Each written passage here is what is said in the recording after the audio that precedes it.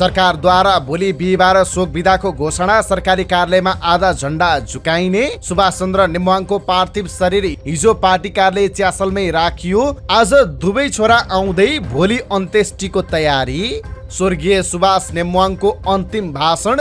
जाति भाषा धर्म संस्कृतिलाई एक ठाउँमा उभ्याए कसैको षड्यन्त्र सफल हुँदैन। अन्तर्राष्ट्रिय समुदायले भन्यो नेपालको संविधानको जटिल प्रक्रिया र घोषणामा नेम्वाङले निर्णायक भूमिका खेल्नुभयो। राष्ट्रिय स्वतन्त्र पार्टीका पूर्व सांसद ढाका कुमार श्रेष्ठको खुलासा। मन्त्री बनाउन कोर टिमका मोहन जङ थापाले 3 करोड मागे।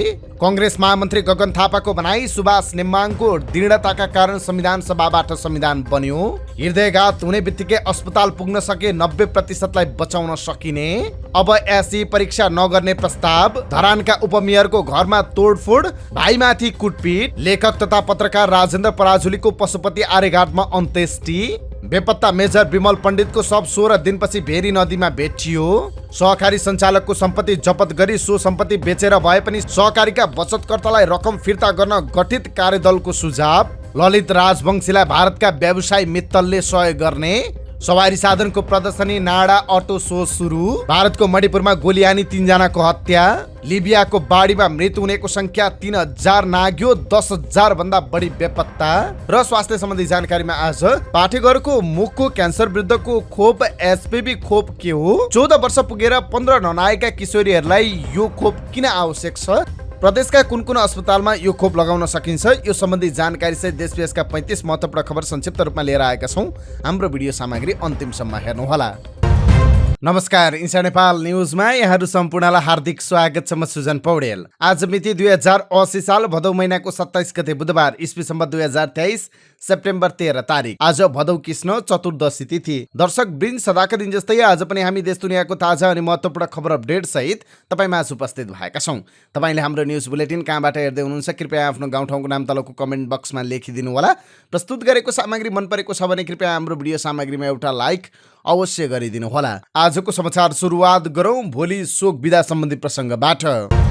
संविधान सभाका अध्यक्ष तथा नेकपा एमालेका उपाध्यक्ष सुभाष नेम्वाङको निधनमा सरकारले भोलि शोक विदा दिने निर्णय गरेको छ। वर्तमान प्रतिनिधि सभा सदस्य समेत रहनुभएका नेम्वाङको 71 वर्षको उमेरमा मंगलबार बिहान असामयिक निधन भएको थियो। नेपालको संविधान निर्माण तथा जारी गर्नका लागि स्वर्गीय नेम्वाङले निर्वाह गरेको भूमिका तथा नेपालमा लोकतान्त्रिक गणतन्त्र स्थापना गर्न पुर्याएको योगदानको उच्च कदर गर्दै मन्त्री परिषदको बैठकबाट उहाँको निधनमा अन्तिम सम्मानको व्यवस्था गर्ने तथा शोक मनाउन अन्तिम संस्कार हुने दिन सार्वजनिक बिदा दिने निर्णय गरिएको थियो। नेम्वाङको अन्तिम संस्कार भदौ 28 गते बिहिबार हुने भएकाले उक्त दिन नेपालभरका सबै सरकारी कार्यालयहरू, विदेश स्थित नेपाली दूतावास र नियोगहरूमा सार्वजनिक बिदा हुने गृह मन्त्रालयका प्रवक्ता केदारनाथ शर्माले जानकारी दिनुभयो। सो दिन कार्यालयहरूमा राष्ट्रिय झण्डा आधा झुकाइने पनि शर्माले विज्ञप्तिमा उल्लेख गर्नुभएको छ। यता संविधान सभाका दिवंगत अध्यक्ष सुभाष चन्द्र नेम्वाङको पार्थिव शरीरलाई सोमबार राति नेकपा एमालेको पार्टी कार्यालयमै राखिएको छ। उहाँको पार्थिव शरीर श्रद्धाञ्जलीका लागि अपराह्न 5 बजेसम्म एमाले पार्टी कार्यालय च्यासलमा राखिएको थियो। एमाले कार्यालय सचिव भीष्म अधिकारीका अनुसार उहाँको पार्थिव शरीरलाई राति पार्टी कार्यालयमा नै राखिएको छ। त्यहाँ पार्टीका नेता कार्यकर्ता र सुरक्षाकर्मी रहेका थिए। बिहान 11 बजेदेखि 1 बजेसम्म श्रद्धाञ्जलीका लागि समय तोकिएको छ। त्यसपछि नेम्वाङको पार्थिव शरीरलाई उहाँको बालुवाटार स्थित निवासमा लगिनेछ। अस्ट्रेलिया भ्रमणमा रहनुभएका उहाँका कान्छा छोरा सुहान हिजो राति काठमाडौँ आइपुग्नु भएको छ। जेठा छोरा पनि परिवारसहित बेलायतमा हुनुहुन्छ। उहाँ आज मात्र आइपुग्ने भएकाले भोलि मात्र नेम्वाङको अन्त्येष्टि गर्ने तयारी छ। सरकारले मंगलबार मात्रै नेम्वाङलाई राष्ट्रिय सम्मान दिने र अन्त्येष्टिको दिन सार्वजनिक बिदा दिने निर्णय गरेको थियो। प्रतिनिधि सभा अध्यक्ष नेकपा एमालेका उपाध्यक्ष एवं सांसद स्वर्गीय सुभाष नेम्वाङको मुटुमा यसअघि कुनै समस्या नदेखिएको बताइएको छ। उहाँले लामो समयदेखि मधुमेह र उच्च रक्तचापको औषधि सेवन गर्दै आउनु भएको थियो। हृदयघात अघि नेम्वाङको मुटुमा भने कुनै समस्या नरहेको उहाँका निजी चिकित्सक डाक्टर पुष्प रिजालले बताउनुभयो। डाक्टर रिजालले विगत 5 वर्षदेखि नेम्वाङको नियमित स्वास्थ्य परीक्षण गर्दै आउनु भएको थियो। मैले हेर्नुभन्दा पहिलेदेखि नै उहाँ सुगर र प्रेसरको औषधि खानुहुन्थ्यो। कहिलेकाहीँ मुटुको चाल तलमाथि हुन्थ्यो, तर अरू जटिल समस्या उहाँलाई कहिल्यै देखिएको थिएन, डाक्टर रिजालले भन्नुभयो। संसद सचिवालयमा कार्यरत प्रदीप घिमिरेले सभामुख सहित सांसदहरूको स्वास्थ्य परीक्षण गर्दै आउनु भएको छ। सोमबार बेलुकी 5 बजे नेम्वाङको नियमित स्वास्थ्य परीक्षणका लागि घिमिरे उहाँकै निवास बालुवाटार पुग्नु भएको थियो। परीक्षणका क्रममा उहाँको ज्वरो 100 डिग्री फरेनहाइट, प्रेसर 130/80 र अक्सिजनको लेभल 95 देखिएको थियो। स्वास्थ्य अवस्था सामान्य देखिएपछि घिमिरे नेम्वाङ निवासबाट फर्किनुभयो। मैले साँझ 6 बजे उहाँलाई फोन गरेर सोधेको थिएँ, कस्तो छ बुबा हजुरलाई, म आउनुपर्छ कि भनेर प्रश्न सोधेको थिएँ। उहाँले सबै इन्डिकेटर नर्मल छ, म ठिक छु, तिमी आउनु पर्दैन भन्नुभयो। डाक्टर रिजालले भन्नुभयो। उहाँका अनुसार नेम्वाङ खानपानमा विशेष ध्यान दिने गर्नुहुन्थ्यो, साधारण खाना मात्र खानुहुन्थ्यो। नेम्वाङले घर बाहिर नखाने र मादक पदार्थ सेवन नगर्ने गरेको डाक्टर रिजालले बताउनुभयो। नेम्वाङ मङ्गलबार बिहान करिब 31 बजेतिर घरमै बाथरुममा अचेत अवस्थामा भेटिनु भएको थियो। उहाँलाई 1:50 बजे महाराजगञ्ज स्थित त्रिवी शिक्षण अस्पतालमा पुर्याइएको थियो। मङ्गलबार निधन हुनुभएका संविधान सभाका अध्यक्ष तथा एमाले संसदीय दलका उपनेता सुभाष चन्द्र नेमाङलाई प्रधानमन्त्री पुष्पकमल दाहाल सहित शीर्ष नेताहरूले हिजो श्रद्धाञ्जली दिनुभएको छ। ललितपुर स्थित एमाले पार्टी कार्यालयमा पुगेर प्रधानमन्त्री दाहाल, नेपाली कांग्रेसका सभापति एवं पूर्व प्रधानमन्त्री शेरबहादुर देउवा, नेकपा एकीकृत समाजवादीका अध्यक्ष एवं पूर्व प्रधानमन्त्री माधव कुमार नेपाल, पूर्व प्रधानमन्त्री बाबुराम भट्टराई लगायत नेताहरूले नेमाङको पार्थिव शरीरमा श्रद्धाञ्जली दिनुभएको हो। अबको क्रममा स्वर्गीय संविधान सभाका अध्यक्ष सुभाष नेम्वाङको अन्तिम भाषण सम्बन्धी प्रसङ्ग। संविधान सभाका अध्यक्ष सुभाष चन्द्र नेम्वाङ गत शनिबार युवा संघ नेपालको कार्यक्रममा भाग लिन धरान पुग्नु भएको थियो। त्यहाँ उहाँले संविधान निर्माण र नेपालमा पछिल्लो समय चलिरहेको विदेशका विषयमा पनि आफ्ना धारणा राख्नु भएको थियो। उहाँले सबै जाति, धर्म, भाषा, संस्कृतिलाई एकताबद्ध राखेमा देशविरुद्ध हुने षड्यन्त्र पराजित हुने बताउनु भएको थियो। उहाँको यो कार्यक्रममा दिएको भाषण नै अन्तिम सार्वजनिक अभिव्यक्ति हुन पुग्यो। नेमाङले आफ्नो अन्तिम सार्वजनिक अभिव्यक्तिमा संविधान निर्माणदेखि मुलुकलाई आगामी दिनमा कसरी एकताबद्ध गरेर अगाडि बढ्ने भन्ने बारे युवाहरूलाई आह्वान गर्नुभएको थियो। जातीय राज्य माग्नेदेखि धार्मिक विषयमा समाजमा षड्यन्त्र भइरहेको हो कि भन्ने उहाँको आशंका थियो। गत मङ्सिर 4 मा भएको प्रतिनिधि सभा निर्वाचनमा धर्मनिरपेक्ष राज्य घोषणा गर्ने संसदको सभामुख भएको हुनाले भारतबाट आफूलाई पराजित गर्न भनी इलाममा मानिसहरू परिचालित भएको उहाँले स्मरण गर्नुभएको थियो। हामीले राम्रो संविधान बनायौँ, हाम्रो नेतृत्व पहल र प्रयासमा संघीय लोकतान्त्रिक गणतन्त्र, धर्मनिरपेक्षता सहितको समाजवाद उन्मुख संविधान हामीले बनायौँ। यो जनताले जनताका लागि बनाएको संविधान हो। त्यो संविधान पहिलोपटक नेपालको इतिहासमा विश्वकै सन्दर्भमा हामीले समावेशी संविधान बनायौँ। समावेशी संविधानबाट शून्यबाट माथि उठ्दै सहभागितामूलक ढङ्गले जनताले जनताको लागि संविधान बनायौँ।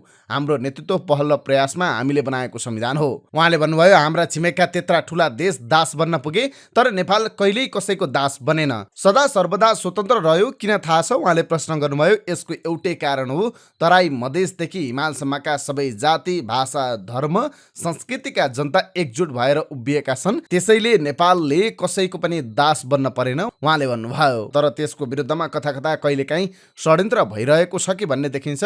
यसको दबाई पनि हाम्रा युवाहरू हुनुहुन्छ। तपाईँहरूले यो कुरा लिएर जनताको बीचमा पुग्नुपर्छ, जनतालाई एकजुट बनाउनुपर्छ। तराई मधेसदेखि हिमालसम्मका विविध जाति, भाषा, धर्म, संस्कृतिलाई एक ठाउँमा उभ्याउने हो भने कसैको पनि षड्यन्त्र सफल हुँदैन। स्वर्गीय सुभाष चन्द्र नेम्वाङ सम्बन्धी अन्तिम प्रसङ्ग। अन्तर्राष्ट्रिय समुदायले नेकपा एमालेका उपाध्यक्ष तथा संविधान सभाका अध्यक्ष सुभाष चन्द्र नेम्वाङको निधनमा दुःख व्यक्त गरेका छन्। नेपालका लागि संयुक्त राष्ट्र सङ्घीय आवासीय संयोजक हाना सिङ्गर हाम्दीले सामाजिक सञ्जाल एक्स मार्फत नेपालको संविधान निर्माणमा नेम्वाङले निर्णायक भूमिका खेलेको बताउनु भएको छ। उहाँको असाधारण नेतृत्व र अटल समर्पणले नेपालको संविधानको जटिल प्रक्रिया र घोषणामा निर्णायक भूमिका खेल्नु भएको थियो। हाम्दीले भन्नुभएको छ, समृद्ध नेपाल बनाउने उहाँको प्रतिबद्धताका लागि उहाँको सम्झना हुनेछ। नेपालका लागि अमेरिकी राजदूत डिनार थम्सनले नेम्वाङको निधनको खबरले आफू दुखी बनेको बताउनुभयो। अमेरिकी राजदूत थम्सनले सामाजिक सञ्जालमा भन्नुभएको छ, लोकतान्त्रिक र समृद्ध नेपाल निर्माण गर्ने उहाँको प्रतिबद्धता धेरैका लागि प्रेरणाको स्रोत थियो।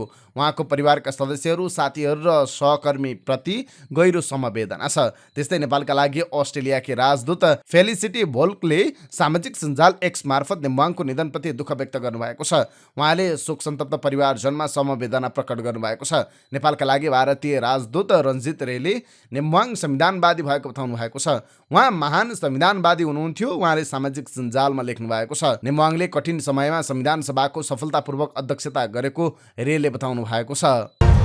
राष्ट्रिय स्वतन्त्र पार्टीका निलम्बित पूर्व सांसद डाक्टर ढाका कुमार श्रेष्ठले आफूलाई मन्त्री बनाउनका लागि भन्दै केन्द्रीय सदस्य मोहन जङ थापाले 3 करोड रकम मागेको खुलाएका छन्। समानुपातिकबाट सांसद बनेका श्रेष्ठले मेडिकल व्यवसायी दुर्गा प्रसाईसँग 2 करोड रुपियाँ रकम मागेको अडियो सार्वजनिक भएको थियो।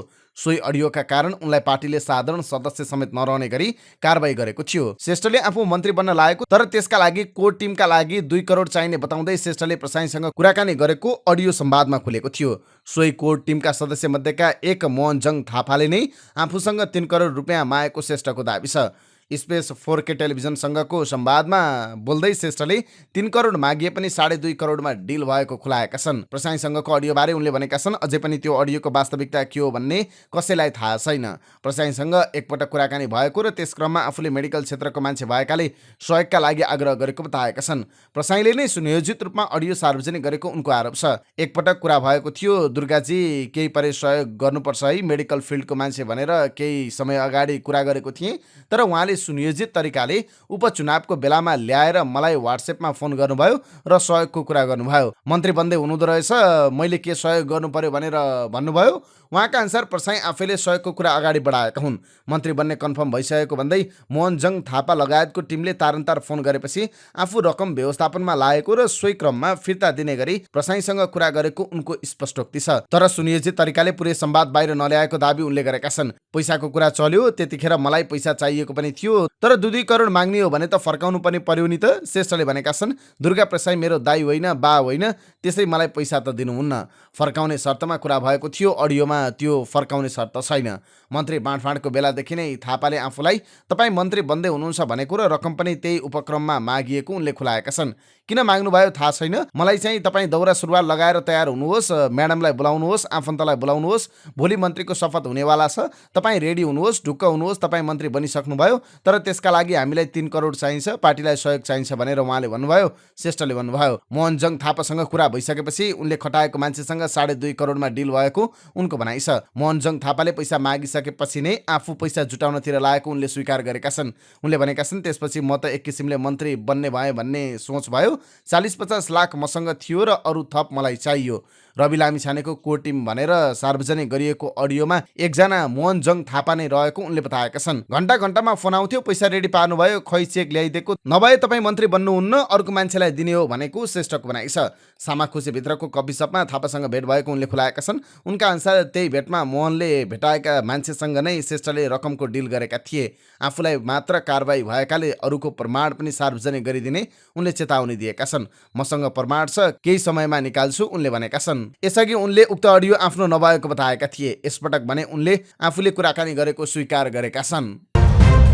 1 किलो सुनसहित पक्राउ पर्नेको संख्या 3 पुगेको छ। पक्राउ पर्नेमा काभ्रे खानीखोला गाउँपालिका 3 का 28 वर्षीय बाबुलाल दोङ, काभ्रेकै रोसी गाउँपालिकाका जगत लामा र काभ्रेकै मिङ्जा दोर्जे स्यान्ताङ रहेका छन्। दुबईबाटै हिमालयन एयरलाइन्समा आएका बाबुलाल दोङले मलद्वारमा 1 किलो सुन लुकाएर ल्याएका थिए। उक्त सुन लिन पुगेका जगत र मिङ्ला स्यान्ताङ समेत प्रहरीको फन्दामा परेका छन्। उक्त सुनका मुख्य मालिक जगत लामा भएको प्रहरीको अनुसन्धानले देखाएको छ। जगतले बाबुलाललाई सुन ल्याउन 5 पटक दुबई पठाएको खुलेको छ। यसपटक भने प्रहरीले विशेष सूचनाका आधारमा पक्राउ गरेको। प्रहरीले जगतले चढ्ने गरेको बा 01276 7960 नम्बरको कार समेत बरामद गरेको छ। कारबाट करिब 1 करोड रुपियाँ बराबरको चेक बरामद भएको प्रहरीले जनाएको छ। पक्राउ परेकाहरूमाथि थप अनुसन्धान गर्न काठमाडौँ प्रहरीले राजस्व अनुसन्धान विभाग पठाएको परिसरका एसपी कुमोद ढुङ्गेलले जानकारी दिनुभयो। नेकपा एमालेका उपाध्यक्ष सुभाष चन्द्र नेवाङको निधनको खबरले देश शोकमग्न छ, तर त्योभन्दा बढी इलामेलीहरू शोकमग्न छन्। आफ्नो जिल्लाको नेता मात्र होइन, इलाम क्षेत्र नम्बर 2 का सांसद समेत रहनुभएका नेवाङको निधन हुँदा उहाँका प्रतिस्पर्धी समेत दुखी भएका छन्। केन्द्रीय तहको राजनीतिमा महत्त्वपूर्ण भूमिका खेल्नुभएका नेवाङको आकस्मिक भएको निधनले सबैको मनमा चोट पुगेको छ। सुभाष चन्द्र नेवाङको निधन भएको खबर पाएसँगै नेवाङको गृह जिल्ला इलाममा जिल्ला तहका विभिन्न राजनीतिक दलका नेता, सामाजिक अभियन्ता, विद्यार्थी लगायतले दुःख व्यक्त गरिरहेका छन्। सुभाष चन्द्र नेवाङको निधनबाट देशले अपूरणीय क्षति बेहोर्नु परेको धेरैको भनाइ छ। कतिपयले त नेवाङको निधनले इलामको मियो ढलेको प्रतिक्रिया दिएका छन्। नेपाली कांग्रेसका महामन्त्री गगनकुमार थापाले संविधान सभा अध्यक्ष स्वर्गीय सुभाष चन्द्र नेवाङको दृढताका कारण दोस्रो संविधान सभाबाट संविधान बनेको बताउनुभयो। मंगलबार दिवंगत नेवाङप्रति श्रद्धाञ्जली व्यक्त गरी सञ्चारकर्मीसँग कुराकानी गर्दै महामन्त्री थापाले संविधान सभा अध्यक्ष नेवाङको संविधान बनाउने दृढताको कारण नै संविधान सभाबाट संविधान बन्न सकेको बताउनुभयो। उहाँले नेवाङले त्यस बेलाको बाह्य दबावलाई थेक्दै संविधान जारी गर्न महत्त्वपूर्ण भूमिका निर्वाह गर्नुभएको बताउनुभयो। नेवाङ समन्वयनकारी व्यक्ति भएको उहाँले उल्लेख गर्नुभयो। उहाँले 2062-63 को जनआन्दोलनपछि नेमाङले राजनीतिक दलका नेताहरूसँग संवाद गरेर काम गरेको र उहाँ साझा व्यक्तिको रूपमा स्थापित भएको बताउनुभयो। पछिल्लो समय मानिसहरूको अल्पायुमै मृत्यु हुने कारण बनेको छ हृदयघात अर्थात् हार्ट अट्याक। युवा मात्रै होइन, उमेर पुगेकाहरूमा पनि आकस्मिक मृत्युको कारण प्राय हृदयघात भएको देखिन्छ। सामान्यतया उच्च रक्तचाप र मधुमेहको समस्या देखिएका बिरामीलाई हृदयघातको समस्या बढी हुन्छ। पछिल्लो समय हृदयघातको जोखिमभन्दा बाहिर रहेका भनिएका व्यक्तिहरूमा पनि हृदयघात भएको चिकित्सकहरू बताउँछन्।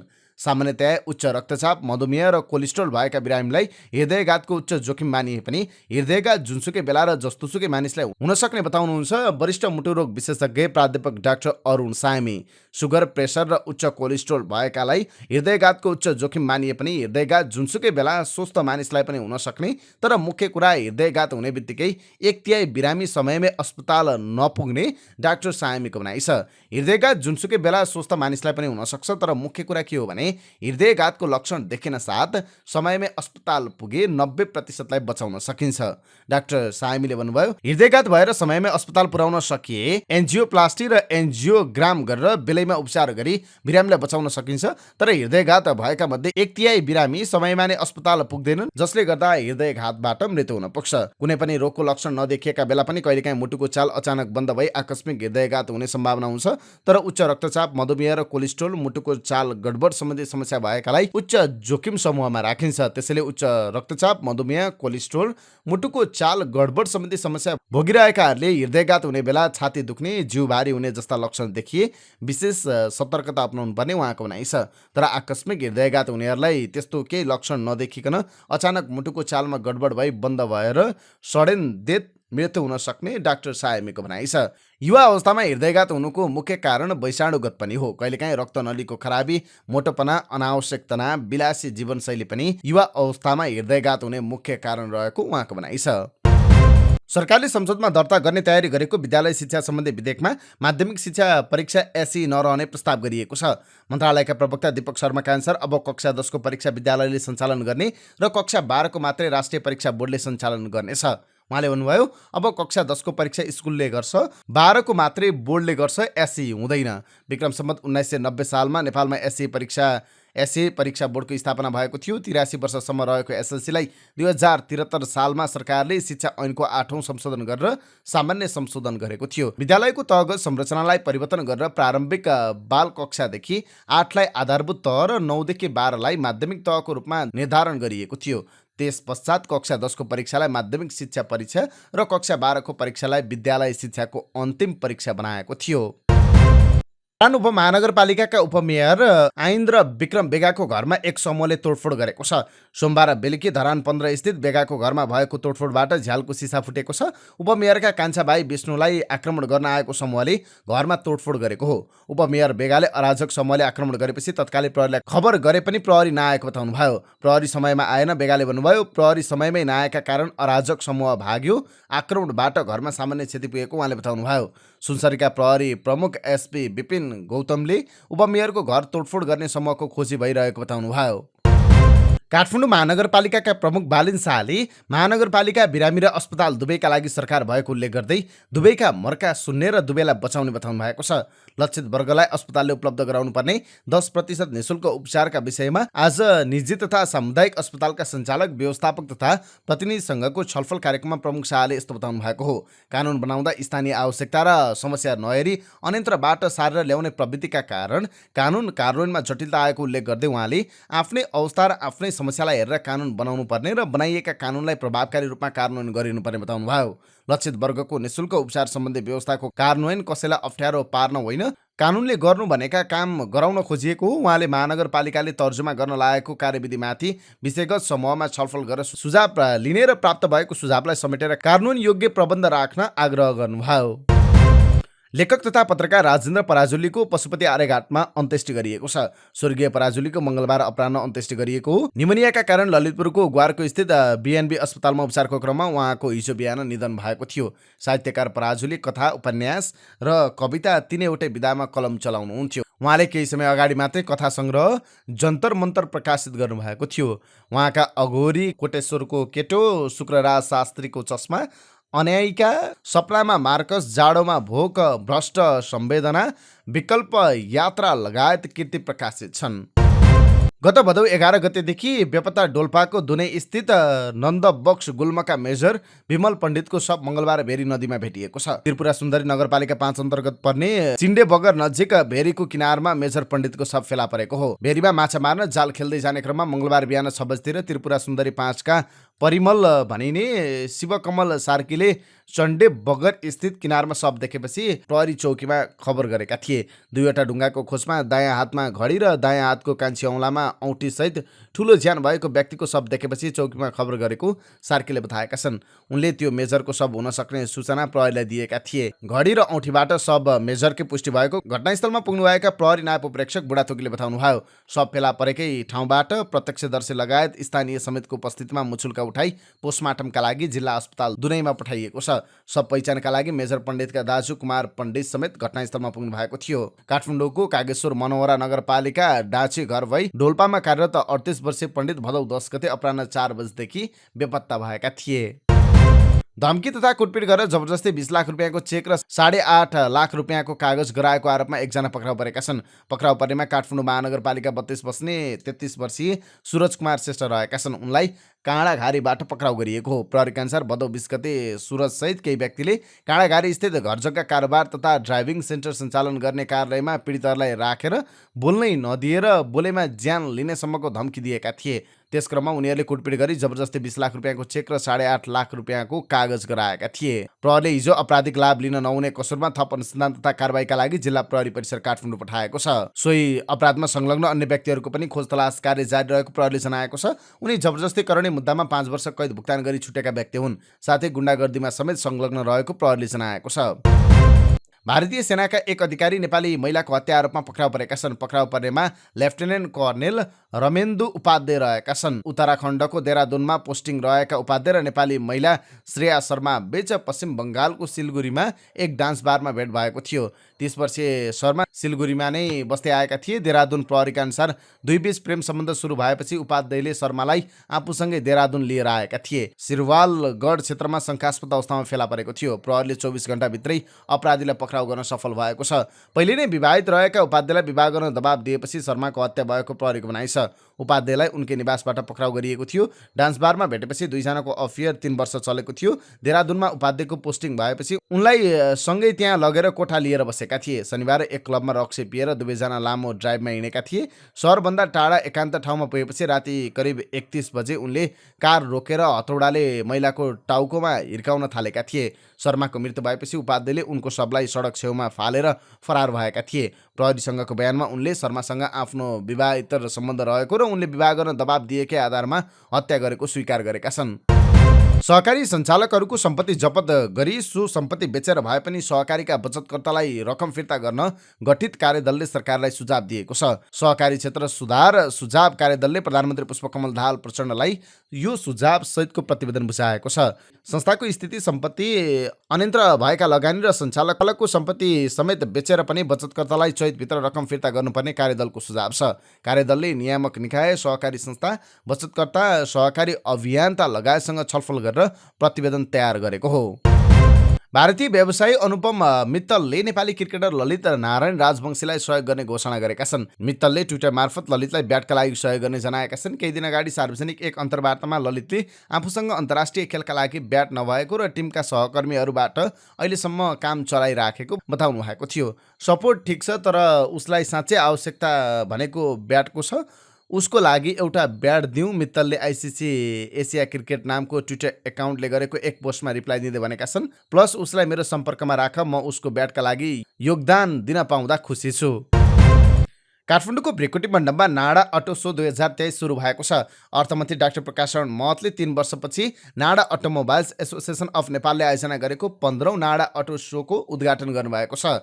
अटो सो उद्घाटन गर्दै अर्थमन्त्री महतले अर्थतन्त्रभित्र देखिएको शिथिलता हट्दै गएको दावी गर्नुभयो। उहाँले सरकारले गरेका प्रयासहरूको प्रभावले आर्थिक गतिशीलतामा देखिएको समस्या समाधान हुँदै गएको पनि बताउनुभयो। नाडाका अध्यक्ष ध्रुव थापाले सरकारले गाडी आयातमा प्रतिबन्ध लगाएपछि गत वर्ष इभीको प्रदर्शनी मात्रै गरेको बताउँदै अटो क्षेत्र मैत्री नीतिको खाँचो रहेको बताउनुभयो।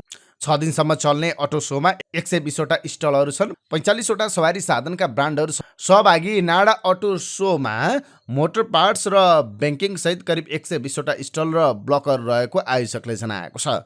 प्रदर्शनीमा अन्तर्राष्ट्रिय ब्रान्डका सवारी साधन सहित लुब्रिकेन्ट, टायर, पाटपुर्जाका साथै राष्ट्रिय ब्रान्डका अटो सामग्री उत्पादक एवं वस्तु तथा सेवा प्रदायकहरू सहभागी छन्। 19औं एसियाली खेलकुदमा पुरुष क्रिकेटको खेल तालिकामा फेरबदल आएको छ। परिवर्तित तालिकाअनुसार नेपाली टिमले समूह एमा रहँदै मङ्गोलिया र मालदिवसँग खेल्नेछ। यसअघि सार्वजनिक भएको खेल तालिका अनुसार नेपाल समूह बीमा थियो। समूह एमा रहेको अफगानिस्तानले एसियन गेम्स नखेल्ने भएपछि तालिकामा फेरबदल भएको हो। यसअघि नेपाल, जापान, कम्बोडिया र हङकङ रहेको समूह बीमा थियो। एसियन गेम्समा क्रिकेट खेलहरू T20 फर्मेटमा हुनेछ। नेपालले एसियन गेम्सका लागि रोहित कुमार पौडेलको कप्तानीमा टोली सार्वजनिक गरिसकेको छ। अब के अन्तर्राष्ट्रिय प्रसङ्ग। आसियाना इन्डिया सम्मेलन र G20 सम्मेलनमा व्यस्त हुनुअघि भारतीय प्रधानमन्त्री नरेन्द्र मोदीले आफ्ना मन्त्री परिषदका सदस्यलाई निर्देशन दिएका थिए, भारतको नाम परिवर्तन बारेका कुनै पनि बहसबाट जोगिनु। मोदी आफैले भने अन्तर्राष्ट्रिय मञ्च तथा घरेलु कार्यक्रममा भारत शब्दको प्रयोगलाई बढावा दिइरहेका छन्। आसियाना इन्डिया सम्मेलनलाई उनले आसियाना भारत सम्मेलन भने G20मा राष्ट्रपति द्रौपदी मुर्मुका लागि भारतको राष्ट्रपति भन्ने शब्द प्रयोग भयो। यसको प्रयोगबारे उनले भन्ने गरेका छन्, भारतले बाहेक अन्य नामले हाम्रो इतिहास, भूगोल र एसियालाई सायदै अरूले जोड्नेछ। भारत शब्दको प्रयोग बारेको विवाद G20 सम्मेलनको दौरान थप प्रखर भयो। संसदको विशेष अधिवेशनमा यसबारे थप बहस हुने निश्चित छ। इन्डिया गठबन्धन बनाएका प्रतिपक्षी दलहरू त्यसप्रति निकै आक्रोशित छन्। सत्तारूढ भाजपाका नेताहरू यस बहसमा देखिन चाहँदैनन्, तर यस एजेन्डालाई राष्ट्रिय स्वयंसेवक सङ्घले मलजल गरिरहेको छ। यसका प्रमुख मोहन भागवतले जनताले अब इन्डियाको सट्टा भारत नामको प्रयोग गर्नुपर्ने बताएका छन्। सेप्टेम्बर 5 मा भाजपाका प्रवक्ता सम्बित पात्राले आसियाना इन्डिया सम्मेलनमा मोदीलाई इन्डियाको सट्टामा भारतको प्रधानमन्त्री भनिएको उल्लेख गरेका थिए। G20 सम्मेलनमा पनि मोदीलाई भारतकै प्रधानमन्त्री भनिएको थियो। नामको सवालमा भाजपा र आरएसएसको एउटै तर्क छ, इन्डियाले औपनिवेशिक परिवेश चित्रित गर्छ, त्यसैले इन्डियाको सट्टा भारतको प्रयोगबारे विरोध जनाउनु भनेको औपनिवेशिकताको अंशलाई स्वीकार गर्नु हो भन्ने उनीहरूको भनाइ छ। भाजपा इन्डियाको प्रयोगमाथि पूर्ण विरोधमा भने छैन, तर उसले संविधानमै सम्मेलित गरेको अर्को शब्दावलीको प्रयोग गर्न खोजेको छ। संविधानको धारा 1 मा भनिएको छ, भारत राज्यहरूको सङ्घ हुनेछ। अङ्ग्रेजीमा इन्डिया पहिले छ भने हिन्दीमा भारत अर्थात् इन्डिया राज्यहरूको सङ्घ हुनेछ लेखिएको छ। भारतमा कानुन निर्माण गर्दा होस् वा सरकारी कामकाजमा इन्डिया वा इन्डियनको सट्टा भारत र भारतीय शब्दावली नै सबैभन्दा बढी प्रयोग हुन्छ। राष्ट्रगान वन्दे मातरमले भने भारतको माताको जय भनेको विचार आरएसएस र भाजपाको छ। मोदी र आरएसएसले इन्डिया र भारतको बहसलाई सतहमा ल्याएका छन्, जसले जे कुरा सतहमा ल्याए पनि त्यसको समाधानको बिन्दु भारतीय संविधान नै हो। संविधानले भारत अर्थात् इन्डिया र इन्डिया अर्थात् भारत दुवैलाई स्वीकार गर्छ। वर्तमान बहसले भने भारततर्फ बढी पल्ला भारी गराउन खोजेको छ। भारतको उत्तरपूर्वी राज्य मणिपुरको काङपोकी जिल्लामा मङ्गलबार बिहान अज्ञात बन्दुकधारीले 3 जनाको गोली हानी हत्या गरेका छन्। बिहान बन्दुकधारीले कानपोकीको कुकी जोमी समुदायका 3 जना गाउँलेमाथि आक्रमण गरेका थिए। तिनैजना गाडीमा यात्रा गरिरहेका थिए। जिल्लाको काङगुङ क्षेत्रमा आक्रमण भएको एक अधिकारीले बताएका छन्। आक्रमणकारीले उक्त गाडीमा एम्बुस प्रहार गरेको समाचारमा जनाइएको छ। गत शुक्रबार तङ नौपाल जिल्लाको पल्लेल शहरमा भएको हिंसामा 2 जनाको मृत्यु हुनुका साथै 50 जना भन्दा बढी घाइते भएका थिए। गैर आदिवासी मैती समुदायलाई अनुसूचित जातिको दर्जामा समावेश गरेको विरोधमा जनजातीय प्रदर्शनको क्रममा राज्यमा ठूलो हिंसा भड्किएपछि मणिपुर मे 3 देखि हिंसाको चपेटामा परेको छ। उत्तर पूर्वी राज्यमा जारी हिंसामा हालसम्म 160 भन्दा बढीको मृत्यु भइसकेको छ। बहुसंख्यक मैती समूह र आदिवासी कुकी अल्पसंख्यक बीचको जातीय द्वन्द्वका कारण 60,000 मानिस विस्थापित भएका छन्। राज्यमा भिडले तोडफोड र आगजनीको सहारा लिइरहेका छन्। हिंसाका क्रममा प्रहरी चौकीबाट ठूलो संख्यामा हतियार लुटिएको सञ्चार माध्यमले जनाएका छन्। लिबियामा आएको बाढीका कारण मृत्यु हुनेको संख्या 3000 पुगेको छ। बाढीबाट बढी प्रभावित भएको डेर्ना शहरमा मात्रै 1000 भन्दा धेरै मानिसको शव भेटिएको त्यहाँका अधिकारीहरूले बताएका छन्। डानियल आँधीसँगै लिबियामा सोमबार आएको बाढीले ठूलो मात्रामा भौतिक संरचना ध्वस्त पारेको छ। 2वटा ठूला बाँध र 4वटा पुल भत्किँदा 1 लाख मानिसको बसोबास रहेको डेर्ना शहरको अधिकांश भूभाग जलमग्न भएको छ। लिबियाको घटनाप्रति अन्तर्राष्ट्रिय समुदायले चिन्ता व्यक्त गरेका छन्। यसैबीच युनिसेफले बाढीपछि त्यहाँ त्यहाँ उत्पन्न सङ्कटलाई लक्षित गर्दै औषधि लत्ता कपडा सहित तत्कालका लागि आवश्यक वस्तु पठाएको जनाएको छ। आँधीले पूर्वी सहर बेगाजी, सौसा र अलमार्ज पनि नराम्ररी प्रभावित भएका छन्। आँधी प्रभावित सहरका थुप्रै घर भत्किनुका साथै मानिसहरू पानीका बीच अड्किरहेका छन्। पूर्वी लिबियाको स्वघोषित सरकारका प्रधानमन्त्री ओसामा हमादले भने यसअघि नै 2000 को मृत्यु भएको बताएका थिए, जुन संख्या अझै बढ्न सक्ने उनको आकलन थियो। पछिल्लो अपडेट अनुसार मृत्यु हुनेको संख्या 3000 पुगेको सरकारी अधिकारीले उद्धृत गर्दै विभिन्न अन्तर्राष्ट्रिय सञ्चार माध्यमले जनाएका छन्। यसैबीच उद्धारका लागि पनि कठिनाई भएको बताइएको छ। प्रभावित क्षेत्रमा उद्धारका लागि तालिम प्राप्त उद्धार टोली पनि उपलब्ध नभएको बीबीसीको समाचारमा उल्लेख छ। पछिल्लो समय त्रिपोली स्थित प्रशासनले 14 टन मेडिकल सामग्री र 80 जना भन्दा धेरै चिकित्सक र प्यारामेडिक सहितको विमान बाढी प्रभावित क्षेत्रमा पठाएको छ। लिबियाको प्राकृतिक विपदप्रति दुःख व्यक्त गर्दै America, Egypt, Germany, Iran, Italy, Qatar र टर्कीले लिबियामा तत्काल सहायता पठाउन आफूहरू तयार रहेको जनाएका छन्। बाढीसँगै सहरमा बिजुली र इन्टरनेटको लाइन काटिएको छ। घटनामा मृत्यु हुने र हराउनेहरूको संख्या एकिन नभए पनि मृतकको संख्या बढ्न सक्ने सरकारी अधिकारीहरूले जनाएका छन्। कतिपय प्रमाणित नभएका भिडियो फुटेजहरू सामाजिक सञ्जालमा सार्वजनिक भइरहेका छन्, जहाँ बाढीले मानिस बगाउँदै गरेको दृश्य र केही सवारी चालकहरू कारको छतमा बसेर उद्धारको प्रखाइ गरिरहेको दृश्य देखिन्छ। 3 दशकसम्म शासन गरेका मुअम्मर गद्दाफीको 2021मा हत्या गरिएपछि 2014 देखि लिबिया 2 प्रशासनिक क्षेत्रमा विभाजित भएको थियो। सोमबारको प्राकृतिक विपदसँगै दुवै सरकारले 3 दिनको शोक मनाउने निर्णय गरेका छन्। अब आजका लागि स्वास्थ्य सम्बन्धी जानकारी। स्वास्थ्य सम्बन्धी जानकारीमा आज हामीले आजदेखि सुरु भएको एसपीभी खोप किन लगाउन आवश्यक छ यो सम्बन्धी जानकारी लिएर आएका छौँ। आजदेखि सातै प्रदेशका संघीय अस्पतालमा 14 वर्ष उमेर पुगेर 15 वर्ष ननाएका किशोरीलाई पाठेघरको मुखको क्यान्सर विरुद्धको खोप एसपीभी खोप लगाइँदैछ। स्वास्थ्य तथा जनसङ्ख्या मन्त्रालय, स्वास्थ्य सेवा विभाग, परिवार कल्याण महाशाखाले जनाएअनुसार यसपटक 20,000 भाइल खोप करिब 9,500 किशोरीलाई लगाउन लागि हो। आज राजधानी स्थित परोपकार प्रस्तुति तथा स्त्री रोग अस्पतालमा यो खोपको शुभारम्भ हुँदैछ। एसपीभीको 200 भन्दा बढी प्रजाति हुन्छन्। यसमध्ये कम्तीमा 12 प्रजाति पाठेघरको मुखको क्यान्सर गराउने प्रमुख मानिन्छ। नेपालमा 80% पाठेघरको मुखको क्यान्सर एसपीभीको प्रजाति 16 र 18बाट भएको देखिन्छ। हाल नेपालमा लगाइन लागि सिकोलिन ब्रान्डको एसपीभी खोप एसपीभीको प्रजाति 16 र 18 विरुद्ध 97% प्रभावकारी भएको अध्ययनले देखाएको हुँदा खोप सुरक्षित रहेको भेरी अस्पतालमा कार्यरत स्त्री तथा प्रसुति रोग विशेषज्ञ डाक्टर कीर्तिपाल सुवेदीले बताउनुभयो। उहाँका अनुसार 13 देखि 15 वर्षको उमेरमा किशोरीहरूलाई एसपीभी खोप लगाउन सके एसपीभी भाइरसको कारण हुने पाठेघरको मुखको क्यान्सरबाट 90% बच्न सकिन्छ। किन 13 देखि 15 वर्षको उमेर समूहका किशोरीलाई नै यो खोप लगाउने भन्ने प्रश्नमा डाक्टर सुवेदीले भन्नुभयो, 13 वर्षभन्दा कम उमेरमा लगाउँदा सक्रिय यौन जीवनमा पुग्ने बेलासम्म खोपको प्रभावकारिता कम हुने सम्भावना हुन्छ। त्यसैले 13 देखि 15 वर्षसम्म किशोरीहरू यौन जीवनमा प्रवेश गर्दैनन् भन्ने विश्वासको साथ यो उमेरमा एसपीभी खोप लगाइने हो। 15 वर्षमा खोप लगाउँदा 20 वर्षमा यौन जीवनमा प्रवेश गरे पनि खोपको प्रभावले एसपीभी भाइरसले असर गर्दैन। हाम्रो थोरै मात्रामा खोप भएर होला 14 देखि 15 वर्षको उमेर समूहलाई खोप लगाइएको, तर यो खोप 13 वर्षदेखि 15 वर्षको किशोरीहरूमा लगाउन सकियो भने एकदमै प्रभावकारी हुन्छ। कतिपय अभिभावकहरूले आफ्ना साना छोरीहरूलाई यो खोप लगाउन डराएको पाइए पनि एसपीभी खोप ढुक्कसँग आफ्ना किशोरी छोरीहरूलाई लगाउन हुने डाक्टर सुवेदीले बताउनुभयो। एसपीभी खोप यस्तो हो जसले भविष्यमा लाग्न सक्ने रोगबाट समयमा नै बचाउँछ, तर धेरै अभिभावकले लगाउन डराउनुहुन्छ। एसपीभी खोपको अन्य खोप जस्तो साइड इफेक्टहरू छैन, त्यसैले ढुक्कसँग लगाउन सकिन्छ डाक्टर सुवेदीले भन्नुभयो। तर खोप भने पूर्ण मात्रामा लगाउनु पर्ने डाक्टर सुवेदीले बताउनुभयो। एसपीभी खोपले भविष्यमा देखिन सक्ने पाठेघरको मुखको क्यान्सरबाट बेलैमा बच्न सकिने हुँदा आफ्ना किशोरी छोरीहरूलाई ढुक्कसँग लगाउन सकिने बताउनुहुन्छ अर्का वरिष्ठ स्त्री तथा प्रसुति रोग विशेषज्ञ प्राध्यापक डाक्टर जागेश्वर गौतम। एसपीभी खोप 6 महिनाको अन्तरालमा 2 मात्रा लगाउनु पर्ने, तर पूर्ण मात्रा नलगाए खोपको प्रभावकारिता कम हुने समेत प्राध्यापक डाक्टर गौतमले बताउनुभयो। उहाँले भन्नुभयो 13 देखि 15 वर्षका किशोरीमा पूर्ण डोज एसपीभी खोप लगाउन सकियो भने एकदमै प्रभावकारी हुन्छ। यदि 1 मात्रा मात्रै लगाइयो भने खासै प्रभावकारी मानिँदैन। पछिल्लो समय 15 वर्षभन्दा माथिका महिलाले पनि एसपीभी डीएनए परीक्षण गरेर यो खोप लगाइएको पाइए पनि यस्तो अवस्थामा खोपको प्रभावकारिता एकदमै न्यून हुने समेत डाक्टर गौतमले बताउनुभयो। सक्रिय यौन जीवनमा प्रवेश गर्नुभएका महिलाहरूले पनि एसपीभी डीएनए परीक्षण गरेर खोप लगाएको पाइएको छ, तर एसपीभी भाइरस शरीरमा प्रवेश गरिसकेको अवस्थामा यो खोप लगाएर केही फाइदा हुँदैन। बरु हरेक वर्ष पाठेघरको मुखको परीक्षण गरे बेस हुन्छ। साधारणतया एसपीभी लगाएपछि खोप लगाएको ठाउँमा दुख्ने वा सुनिने, टाउको दुख्ने, वाकवाकी लाग्ने, थकान महसुस हुने, रिङ्गाटा लाग्ने, ज्वरो आउने, एलर्जी रिएक्सन हुने जस्ता अन्य खोपको जस्तै साधारण साइड इफेक्ट हुने भए पनि ठूलो खालको साइड इफेक्ट नरहेको डाक्टर गौतमले बताउनुभयो। यसपटक सरकारले 19,998 खोप वितरण गर्न लागेको छ। खोप शाखाका अनुसार कोशी अस्पताल, नारायणी अस्पताल, परोपकार तथा स्त्री रोग अस्पताल, गण्डकी स्वास्थ्य विज्ञान प्रतिष्ठान, भेरी अस्पताल, प्रदेश अस्पताल सुर्खेत र डडेलधुरा अस्पतालमा दोस्रो चरणको खोप सञ्चालन हुनेछ। यिनै समाचार सामग्री सहित हामी समाचारको अन्त्यमा आइपुगेका छौँ। प्रस्तुत गरेको समाचार सामग्रीमा तपाईँको केही टिका टिप्पणी भए तलको कमेन्ट बक्समा लेखिदिनु होला।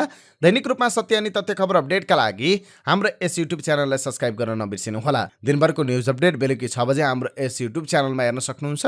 जाँदै प्रस्तुत गरेको सामग्री मन परेको छ भने कृपया हाम्रो भिडियो सामग्रीमा एउटा लाइक अवश्य गरिदिनु होला। तपाईँको बाँकी पल्लो सुखद रहोस्।